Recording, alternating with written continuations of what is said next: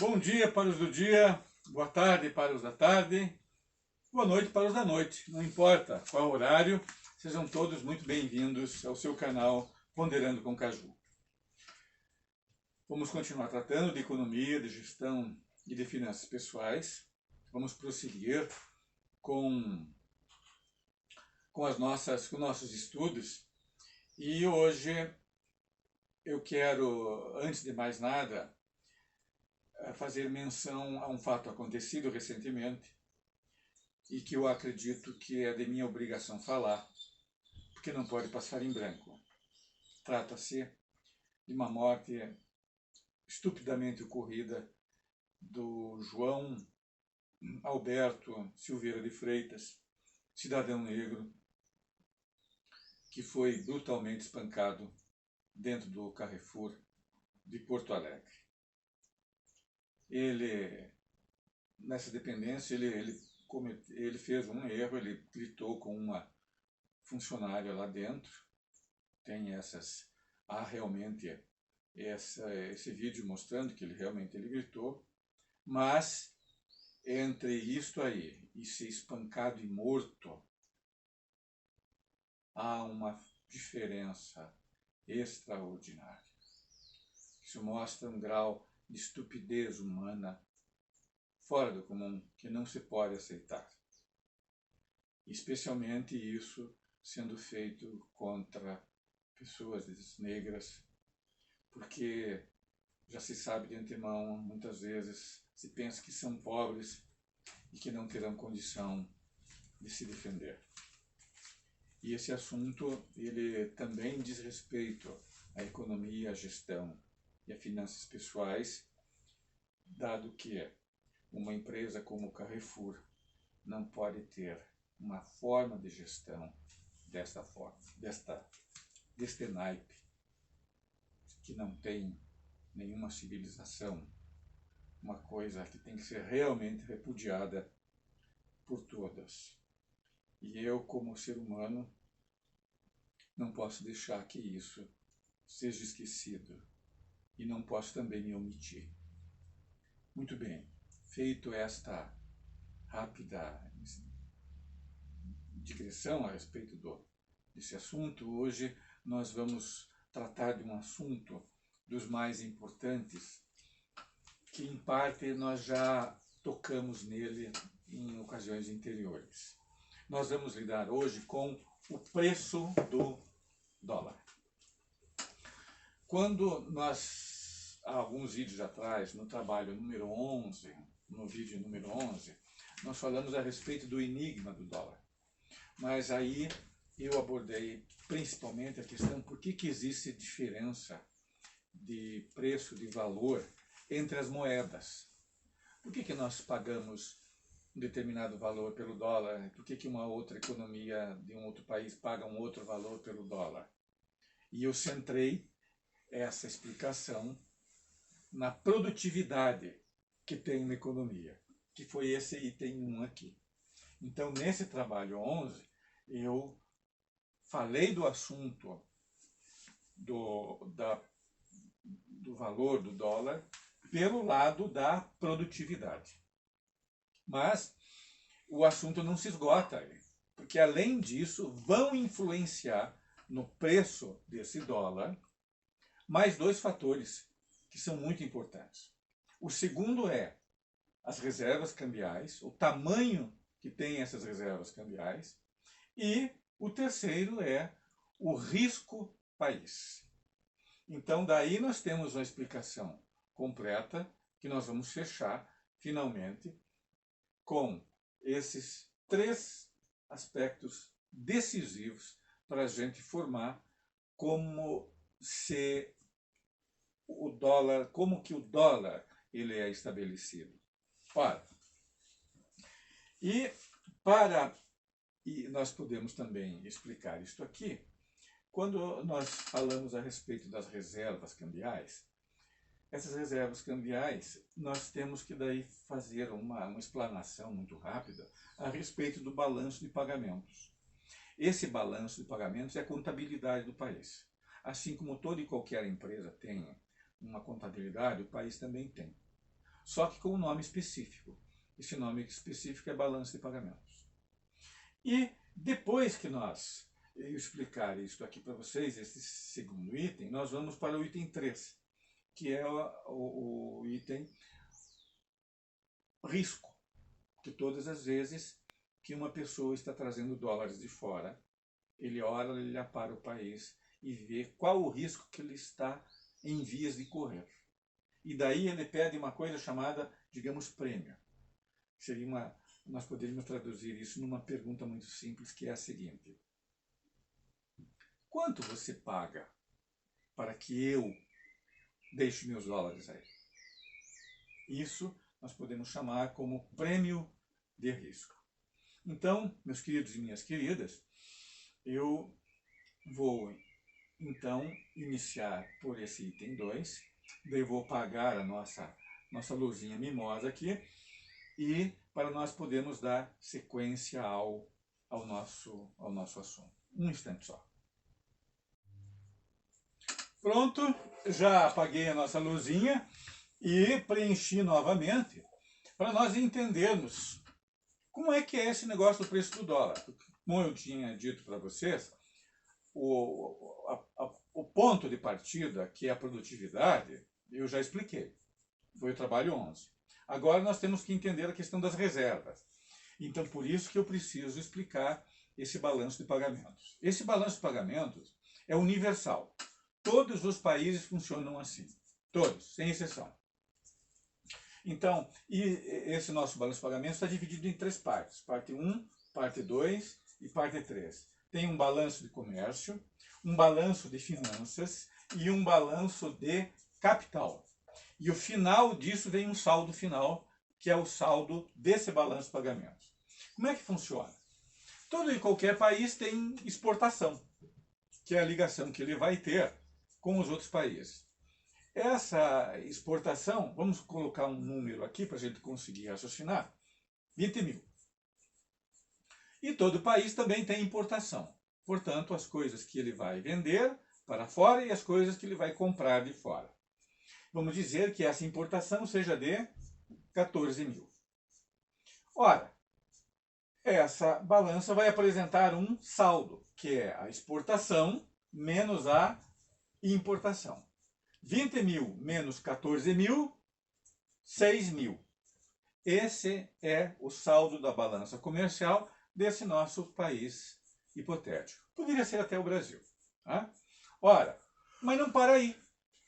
Porque além de comércio, um país também tem um balanço de finanças, que vai sendo acoplado a esse de comércio. Esse balanço de finanças, ele envolve também uma série de contas, muitas contas, porém existem as contas principais, que as têm maior peso.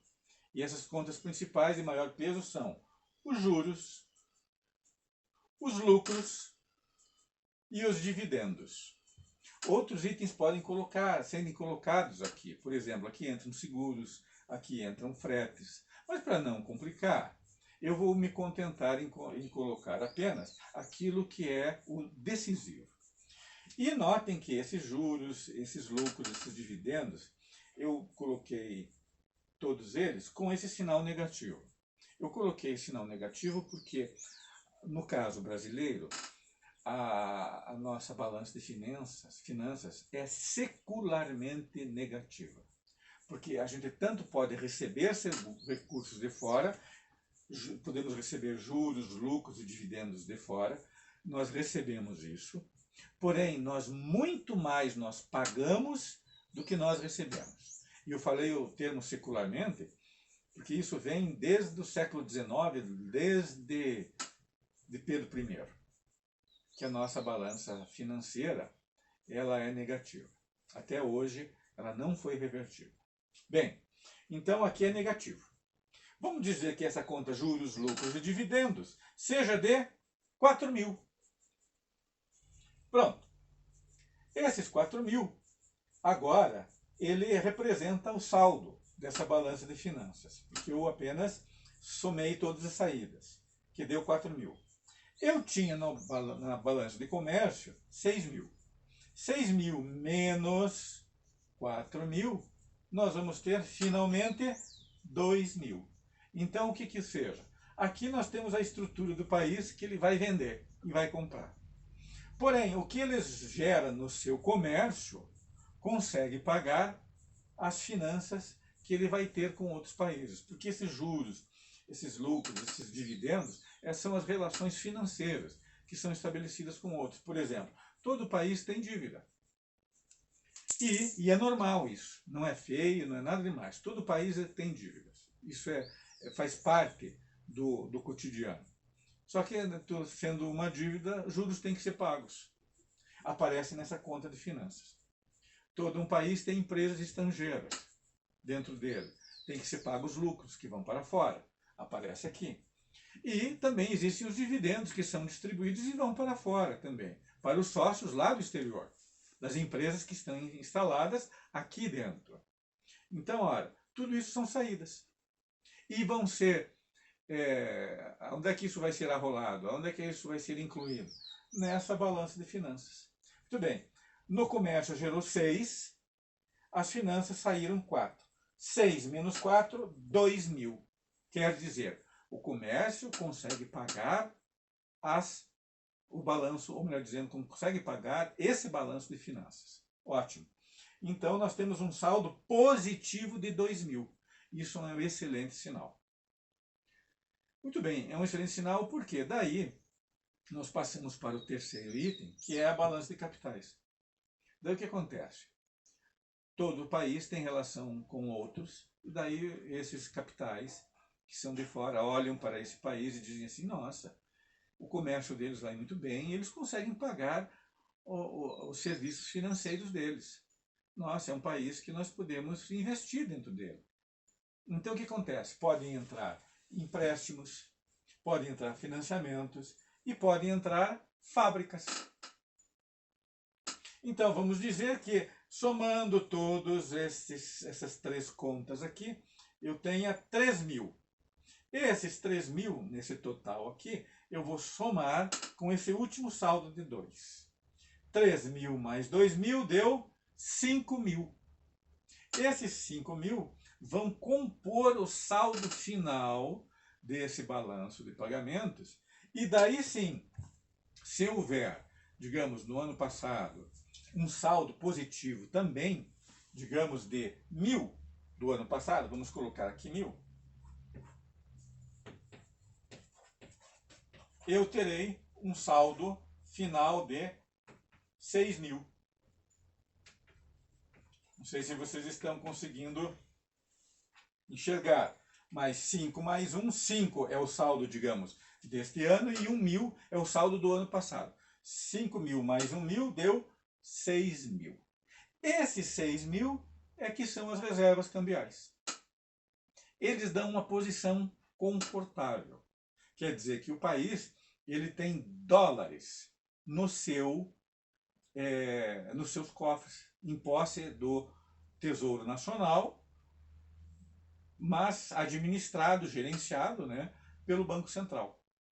Isto aqui, esses 6.000, eles vão funcionar como uma determinada quantia que dá uma segurança muito maior ao país e faz com que ele tenha esses dólares dentro do Banco Central e faz com que ele tenha um poder maior de barganha. E esse poder de barganha, ele pode se fortalecer, porque os dólares que ele precisa para fazer comércio estão entrando e não saindo. Então isso tudo contribui para que, no final das contas, o que acontece? Ele possa ter uma maior condição de pagar por esse dólar, porque ele tem dólares em conta, e daí, na hora que vai fazer o pagamento por esse dólar, ele paga em real.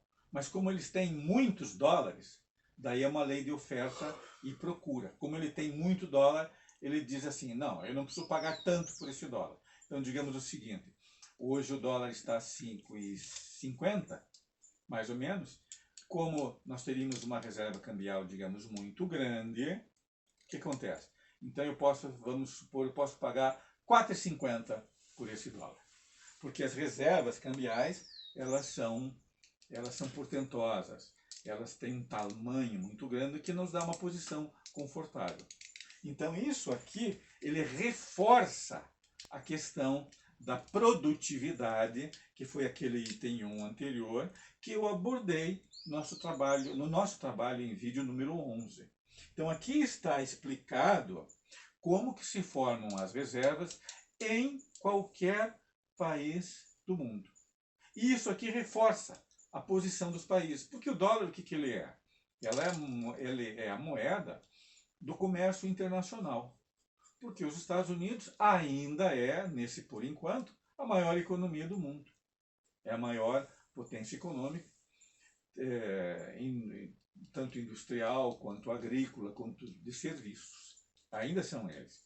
E é isso que dá a eles a condição de que eles têm a moeda mais forte do mundo. A moeda mais forte do mundo é porque eles têm a economia mais forte do mundo ainda. Ora, então, nós já explicamos o item 2, que é a questão das reservas, dado por esses 3 balanços. Ora, agora nós já explicamos as reservas, nós vamos passar para a última explicação de todas, para a gente ver como que é feito esse preço do dólar, que é a questão do risco. Então, eu vou uma outra vez apagar a nossa luzinha e daí nós vamos dar a explicação final. Um instantinho só. Muito bem, agora nós vamos concluir a nossa explicação, porque nós já podemos agora vislumbrar como é que se compõe o preço do dólar. Primeiro, é a questão da produtividade, que é o item 1. E eu até fiz aqui um desenho de uma pirâmide. Essa produtividade é que é a base. Então vamos dizer o seguinte, que hoje em dia a nossa cotação do dólar está mais ou menos em R$ 5.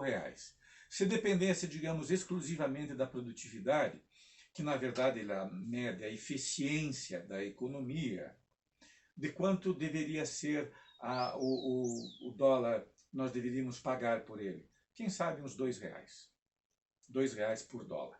Né? Isso porque essa produtividade mede a eficiência dessa economia. Porque esse preço não é um preço meramente aleatório, que as pessoas inventam. Ele tem uma base e um pé dentro da realidade. E é isso que torna as moedas diferentes em termos de preço uma das outras. É exatamente a produtividade, é a eficiência com que essa economia pode operar. E isto agora pode daí, portanto, ser melhorado ainda mais pela posição das reservas cambiais. Vejam que naquele exercício que nós montamos, as nossas reservas cambiais eram de 6 mil. Foi o saldo final. E daí, além disso, essas reservas cambiais, elas cobrem a nossa balança comercial, porque nós tínhamos uma balança comercial de exportações de 20 e importações de 14, dava um saldo comercial de 6 mil. Observem que as reservas, elas estão cobrindo exatamente o saldo da balança comercial. Isso aqui já indica que um país está numa posição muito delicada.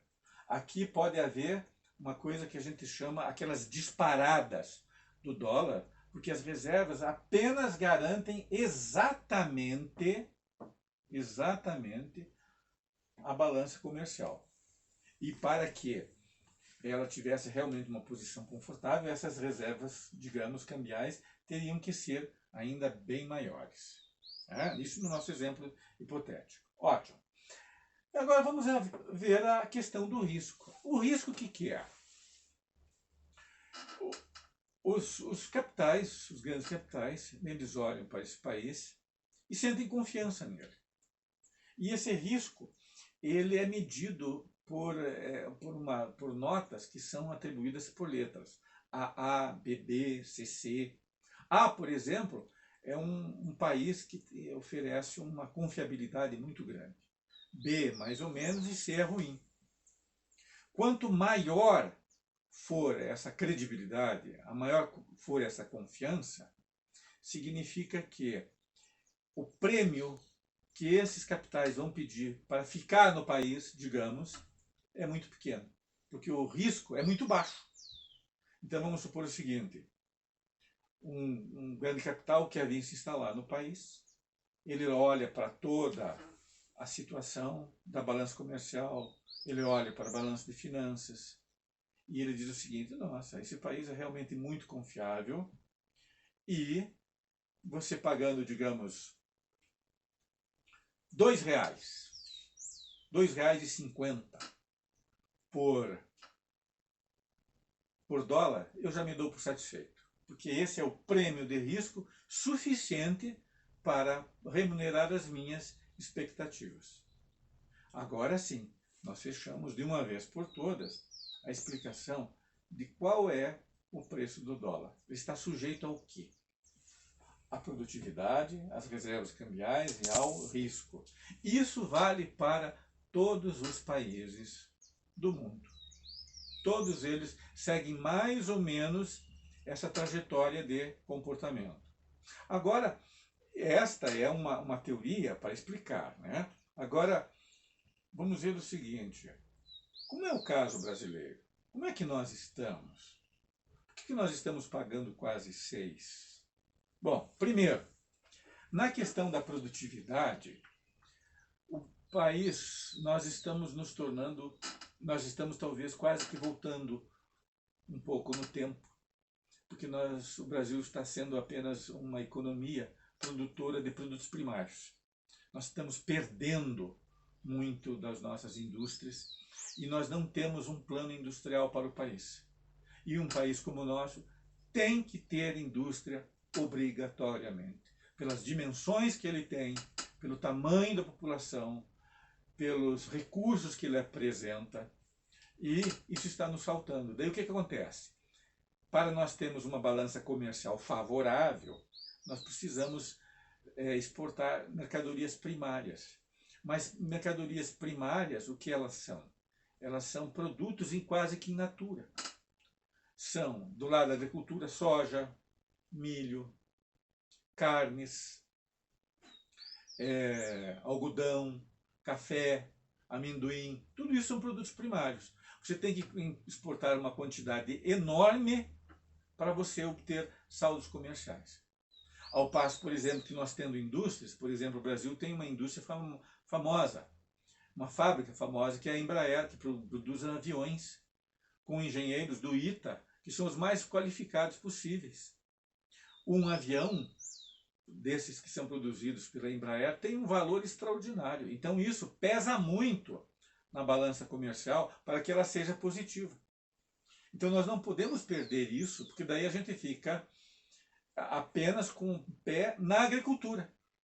Nós temos um pé na agricultura e tiramos o pé da indústria. E o que acontece? Daí o nosso saldo da balança comercial aqui vai ficando menor, vai sendo comprimido. E esse saldo da balança comercial ficando menor, ele não consegue pagar o balanço de finanças, que são os juros, que são os lucros, que são os dividendos, que estão saindo do país.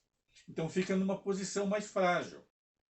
E daí, como eu mostrei aqui, vejam só, as nossas reservas, elas estariam muito próximas da balança comercial. Então, quer dizer, nós não temos mais uma condição mais folgada de pagar, inclusive, o lado financeiro. Então, é aqui, nesse instante aqui, que ocorrem as grandes desvalorizações cambiais. E vão desvalorizando a nossa moeda.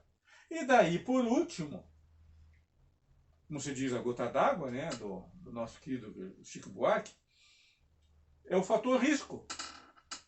O fator risco é, esses capitais, eles olham para o país, olham para a sua balança de pagamentos e olham para o governo. E veem como que esse governo está agindo, em relação ao povo. Agora nós estamos, por exemplo, passando por uma pandemia. E qual é a confiança que esse governo da União me inspira enquanto capital para que eu fique nesse país?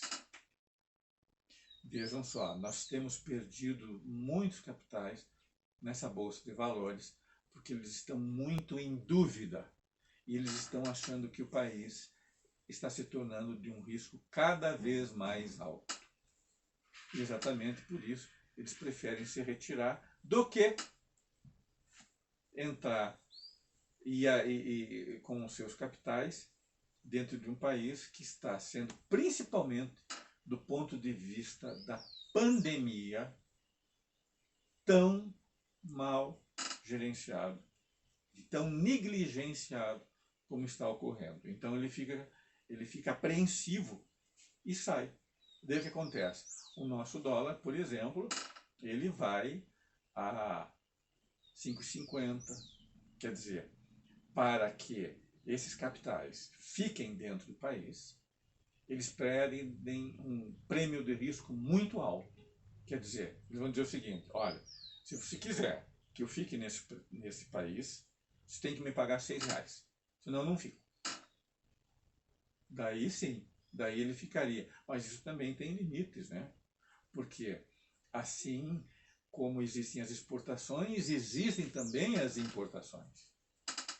E nós, por exemplo, o próprio celular que está me filmando é feito de componentes importados, que vão ficando daí muito caros. E tudo isso vai dando inflação. E a inflação ela vai pressionando os preços e vai trazendo esse ambiente de instabilidade. No caso, por exemplo, da agricultura, como a nossa agricultura, mercadorias como a soja, o preço dela é estabelecido na Bolsa de Chicago, não é nem estabelecido aqui. E nós pagamos em dólar. E daí acontece que a soja, ela entra, por exemplo, para se fazer o óleo de soja que vai para a nossa cozinha. A soja, ela entra na ração dos animais, na ração do gado, na ração dos frangos, na ração dos suínos. E daí eles ficam mais caros para serem alimentados e o preço deles se torna mais alto. Tudo isso cria um ambiente de risco, que os capitais eles ficam alarmados. E também, até mesmo o que aconteceu agora no Carrefour. Imagine uma marca como essa, famosa, ter a sua digamos, a sua tradição que ela tem ligada ao racismo, num país que se espanca uma pessoa negra, porque você tem a noção de que as pessoas negras são pobres e não vão poder se defender. Isso aumenta também o risco. Então, são esses três aspectos que definem qual é o preço desse dólar, que agora nós estamos pagando, está sendo pago mais ou menos R$5,50 por dólar. E tivemos nessa semana, já na sexta-feira, a Bolsa de Valores outra vez fechando negativamente. Porque quando essa bolsa ela fecha negativo, os próprios capitalistas estão dizendo assim: olha, isso aí está muito instável. Nós estamos correndo um risco muito grande. Nós não estamos confiando. E tudo isso faz parte desse preço do dólar, que se reflete em termos de risco numa bolsa de valores e no preço que se vai pagar por ele, que está já próximo dos R$6. Então, meus queridos e minhas queridas, eu fui bastante sintético na minha explicação, porque outros elementos também poderiam ser abordados, mas eu tentei ser o mais breve possível. Espero que vocês tenham gostado da nossa exposição e eu vou me despedindo de vocês, agradeço a assistência. E aqueles que gostaram, por favor, deem o seu gostei e se inscrevam no nosso canal, porque o nosso trabalho é muito longo, muito extenso, e eu terei um grande prazer em fazer para todos vocês. Então, até a próxima ocasião e um abraço para todos e todas. Até!